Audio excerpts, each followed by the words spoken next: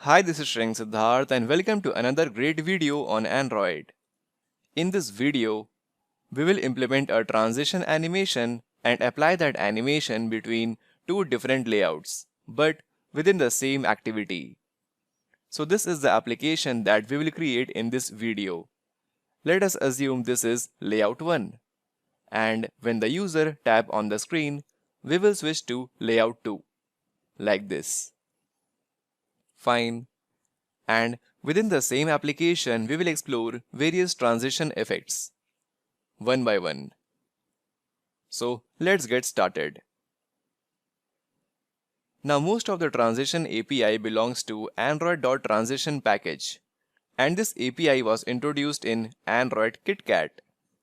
And it contains a lot of classes which will help you to implement the animation, such as fade, slide, explode, ChangeBounds, TransitionSet, and AutoTransition. Well, in each case, if you notice, the name in English is the actual class name. In case you want to implement the animation in your Kotlin code, then you can use this class. But if you want to implement the animation via XML, then you need to use this XML tag. Which means there are basically two ways to implement the transition animation. First, by using XML resources, and second, directly in your activity or fragment classes.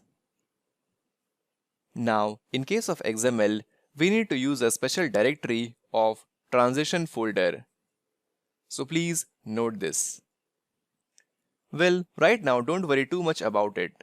You will explore all the animations with good pace in this one single video. So yes, let's start with our demo.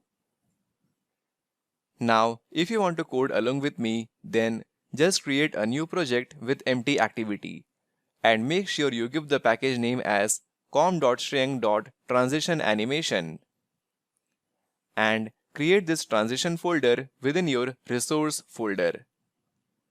Then add this dependency in your Gradle file. Well, this is a library for circular image view. Fine. Next, you need to download a few gist files. Link is in the description. These are a few layout and files which will save your time to get started with the demo.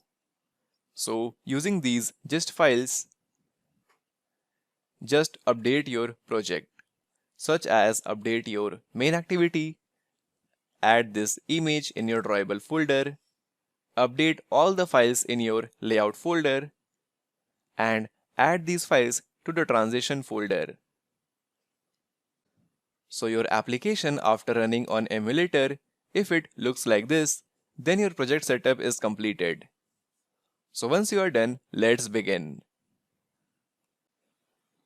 Well, right now this window has one activity, that is the main activity, and this whole layout is activity main.xml. And this activity main.xml contains a frame layout whose ID is scene_root_frame_layout. And within this frame layout, we will swap between scene1 and scene2. That is, one by one we will inflate these two layouts within this frame layout. And in our emulator, currently the frame layout shows you scene1. So let us take a look at this scene1. Well, it contains a image view and a text view. They are aligned horizontally, that is one after another. Right, now let us open our scene2.xml. Here we have three elements, two text views and one image view. They are aligned vertically. If you compare scene1 and scene2, you will find that the ID of the image view and this text view are exactly same as the ID of these two elements over here, that is the image view and the text view. Right, they both are same. Also in the scene2, if you notice, we have additional text view for the title. Right, and in both the layouts, those elements that have the common ID, they have different properties, such as their alignment is different, their spacing is different, or their margin or padding are different. The only thing is common is their IDs are same.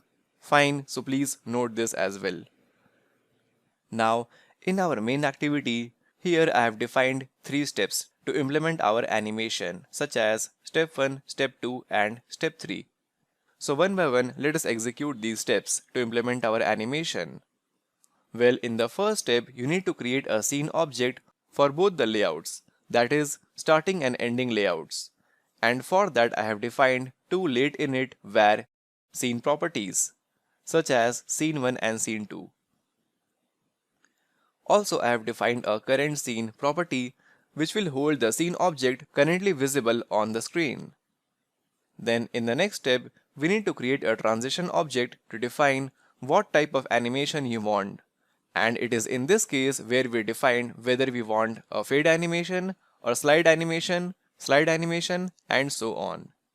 And finally, in the last step, we have to call TransitionManager.go function to run the animation or the transition. Fine. So for the first step, here I will use scene1 equal to scene class dot, I will call the static function of get scene for layout and pass the first parameter as the ID of the root layout in which we want to inflate the scene layout, right? So I will use r.id dot the ID of the frame layout, which was scene root frame layout. And remember, this ID is actually the ID of the frame layout present in our activity main.xml, within which we will inflate either scene 1 or scene 2. Now since we are using scene 1 over here, so as a second parameter I will use r.layout.scene1.xml, right? Like this. And finally I will pass the context of this main activity. Great. And I think here I have to use the Kotlin Android extensions like scene root frame layout. And in similar way, let us initialize our scene 2. So I will cut and paste it here, change it to scene 2. The frame layout ID remains the same. Here I have to change the layout to scene 2. Great. So basically you can assume that these two variables hold the reference to either scene 1 or scene 2 layout. Also, when you run the application for the first time, then we have to display either scene 1 or scene 2, right? So I will display scene 1 when the user launches the application for the first time. So I will use scene1.enter function and also set the current scene object to the scene 1 because this is scene 1 which is visible on the screen. Now moving on, we have step number 2. Well, for now let us skip this step. I will come back to it shortly. So then let us come to our step number 3. Well, this step will be executed on click of the root layout of the activity main.xml, and this onClick event handler is actually defined on click of this constraint layout, which is our root layout. You can find this onClick event handler over here. So when the user will type on the screen, this function will be executed. So within this function, initially if the current scene is scene 1, then using TransitionManager we will go to scene 2. So this statement will create the transition from scene 1 to scene 2, and then we will toggle the current scene. And in the else block we will do the opposite. Go to scene 1 and then change the current scene object. So I hope you get it what I am doing here. And since we are using Kotlin, so if you hover over this if statement, then press Alt plus Enter, then it will update your code in the Kotlin way. Now, before we run the application, make a note that we have just skipped our step number 2. So let us run our application. Let us tap anywhere on the screen. So here we go, we have some fade transition between two layouts. So even if we don't supply any transition, that is in our step number 2 we have just skipped it, then by default the framework applies AutoTransition. So this AutoTransition decides whether to fade, slide, move, explode or resize the views. In short, you don't have control over it. And this AutoTransition is the same auto transition that I showed you in the slide. So moving ahead, our next step will be to implement this step number 2, so that we implement the animation of our own choice rather than relying on the auto transition.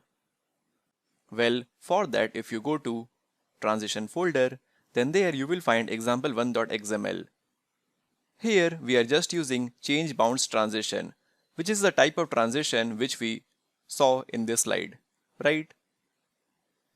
And here we have some interpolator such as linear.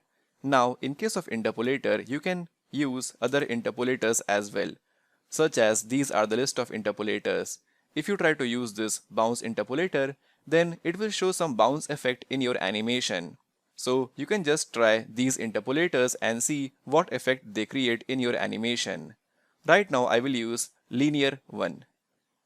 And this duration is the duration of your animation, which in our case is 500 milliseconds. And to use this transition in your code, what you have to do is in your main activity, let us implement this step number 2.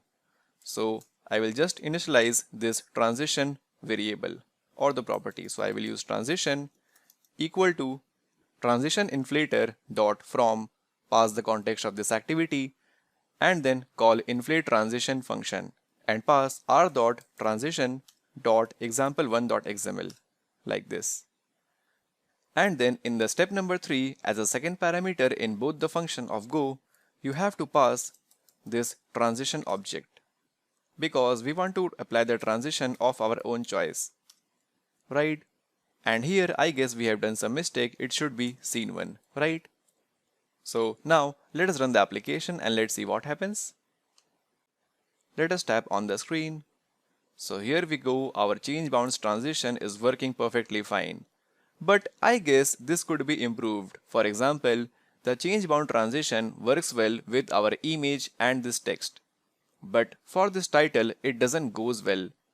The title appears on the screen with a jerk and moves out of the screen in the same way.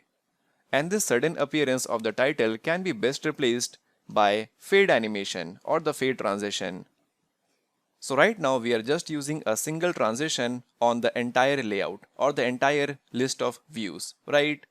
But we want to apply different transition for different elements of the layout. So for that, we can use this TransitionSet, which allows you to implement multiple transition in the same layout.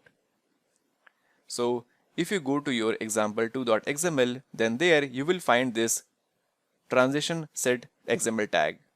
So within this, let us copy this ChangeBounds transition and paste it over here. And then you can remove this schema from here. So for this title, I want to apply the fade transition. So here I will add a fade transition with duration of 250 milliseconds. And these two transitions, that is fade transition and ChangeBounds transition, are going to execute by default together. Because in case of TransitionSet, we have a property of transition ordering whose default value is together. Now, if you change it to sequential, then these two transitions will execute sequentially, one after another. But we want it together, right? And also, we want to execute this fade transition on only this text view of my childhood favorite, right? So here within this fade transition, we can use the targets tag. And within this targets tag, you can define the list of target, such as I will use target and define the target ID, such as the ID of the view on which you want to apply this transition. In our case, it is TXV title. Now please note that this ID is actually the ID of the text view present over here, TXV title, right? So in similar way, if you want to apply this transition on other elements or the views, then you can just use the view ID over here, right? Like this. Now also, let us start this fade transition with some delay. So I will use a delay of 400 milliseconds. So our fade transition will start little after the ChangeBound transition, but with a slight overlap. Also for this fade transition, you can define the fading mode. such as fading mode attribute, and these are the three values. Well, fade in and out means that the view will fade out while exiting the screen and fade in while appearing on the screen. And this will be taken care by framework internally. So let us use it, right? Because we want fade transition while fading in and also while fading out. Okay, looks great. Now our final step will be in the main activity. Let us change this example1 to example2 because we want transition from this example2.xml. Let us run the application. Tap on the screen. Much better.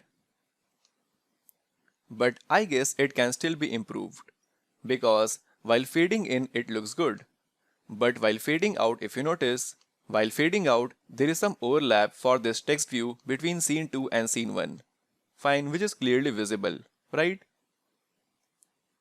So we need to update our example2.xml and split this fade transition into two different parts, such as one will handle the fade in operation and the other will handle the fade out operation.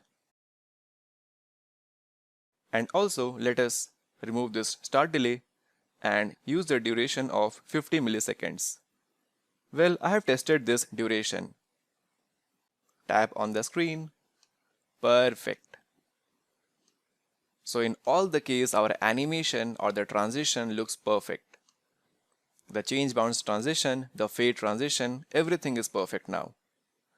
Now, apart from ChangeBounds and fade transition, there are other transitions as well. Such as if you go to example 3, then you will find explode transition. Well, you can try this transition yourself. Or even example 4, we have slide transition. And again, you can try this transition yourself. Just go to main activity and change it to example 3 or example 4. So this is how the explode transition looks like. Well, in our case, it doesn't look good because we have designed our layout in such a way that only the example 2 will suit our requirement, right? And also if you change it to example 4, such as the slide transition and run the application, then in this case as well, it doesn't suit our requirement. Of course, we have to do some changes in our slide transition as well. So make sure you always try to customize your transition as per your layout requirement. For me, the example 2 transition which we just customized over here looks great. And of course, you have to do a lot of hit and trial to make your transition very smooth and effective, so that the users will enjoy using your application. Right? Because animations are always to enhance the user experience. So now, until this part of this video, we implemented transition using the XML resources, which requires the use of resource transition folder. So now, let us jump to our next part of this video. Let's implement transition only from the Kotlin code, without using any XML resources. Let's see how to do it. So within our application, I am just going to transform this entire code such as TransitionSet, ChangeBounds, fade animations in our main activity, that is in the Kotlin code. So in the step number 2, I will just try to create a fresh transition object just from the code. So for the reference and better understanding, I will just right click on this example2.xml and split it vertically, so that side by side we can just compare our code and write code in Kotlin. So our first step will be to create this ChangeBounds object. And then accordingly I will define this duration and this interpolator.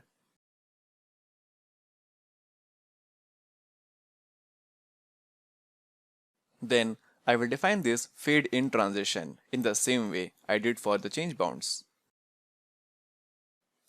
And as a parameter I will pass fade.in.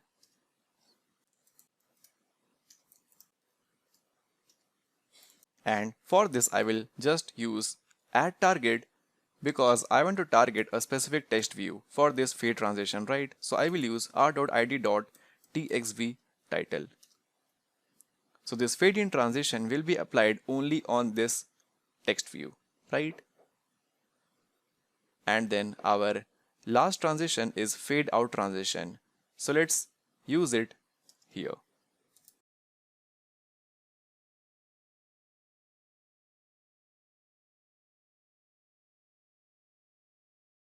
And finally, in the root, we have the transition set. So let us create the object of this transition set as well. And for this, we are going to create a late init variable. And then initialize this transition set. And then let us define its ordering, such as together.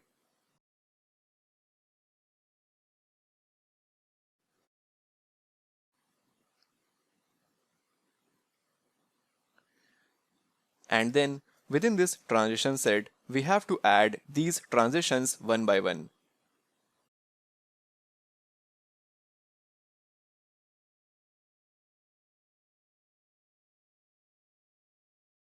Now please note that the sequence in which these transitions are added to the transition set matters, because in that sequence only these transitions will be executed. But since we are using the ordering as together, so in our case this sequence does not matter. But yes, remember, if you use sequential ordering, then in that case the sequence in which these are added actually matters, right? So let's revert it to together. Great. And finally, in place of this transition, we have to pass TransitionSet. Great. So in this way, without using any XML code, we have just implemented all the transition within our Kotlin code. Let us run the application and let's see what we get. Tap on the screen. So here we go, things are working perfectly fine as expected. Fine. So in this way, in the same video, we saw how to implement our transition through XML resources and also from the code. And along with this, we actually saw all kinds of transition. Now remember, you always have to customize these animation as per your layout requirements, so as to get the best possible user experience. So yes, that's all for this video. This is Sriyank Siddhartha signing off. Thanks for watching and have a nice day.